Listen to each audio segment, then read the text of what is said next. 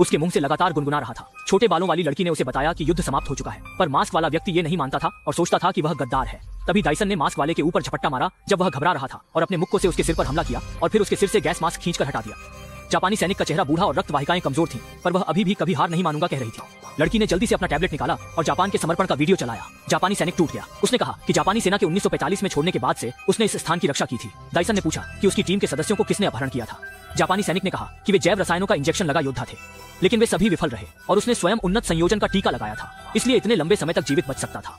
Dyson ने प्रकट किया कि वह अपने अन्य साथियों को खोजने के इच्छुक था और उन्होंने जापानी सैनिक से जाना कि नीचे जाने के मार्ग से भूमि तक पहुंचा जा सकता है और दूसरे पक्ष के सदस्य भी विचित्र पशु के हमले से जूझ रहे थे। नसीब से बड़े व्यक्ति ने समय पर उस विचित्र पशु को मार गिराया, किंतु कमांडो का कंधा उस पशु के आक्रमण से लहूलुहान हो गया। तदुपरांत उन्होंने एक लकड़ी के द्वार की खोज की।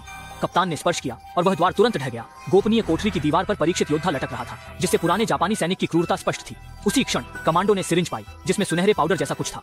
क्या यह जापानी सैनिकों के प्रयोगों हेतु प्रयुक्त सामग्री थी? क्या यह वही गुप्त वस्तु थी जो यहाँ छुपी हुई थी? कमांडो के मुख पर अविश्वास था और जब अन्य लोग अवधान नहीं दे रहे थे, उसने लंबे बालों वाली कन्या से सिरिंज को छिपाने की प्रार्थना की। इसी दौरान कप्तान और ताकतवर व्यक्ति ने भारी लोहे का द्वार खोला और सावधानी पूर्वक भीतर प्रवेश करने लगे, मगर उन्हें पता नहीं था कि बड़े द्वार के पार उन्हें बड़ा खतरा प्रतीक्षारत था। वहां जापानी सैनिक मौजूद थे जो 70 वर्षों से मुद्रित थे। इन्हें 731 टुकड़ी के अंतिम योद्धाओं माना जाता था।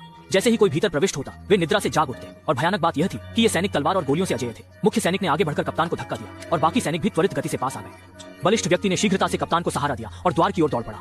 उसने पीछा करने वाले द्वार को बंद किया और तलवार से प्रहार होकर घायल हुआ और अंततः उन सैनिकों के कारण अपनी जान गंवा दी।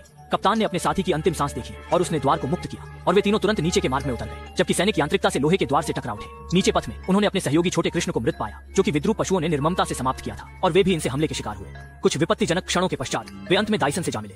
डायसन ने अलमारी को आंदोलित किया ताकि वे निचले मार्ग को सील कर सकें और छोटे केश वाली कन्या ने कमांडो को पट्टी बांधने के पश्चात कहा कि वे अब बहुत कमजोर हैं और ज्यादा समर्थन नहीं कर पाएंगे।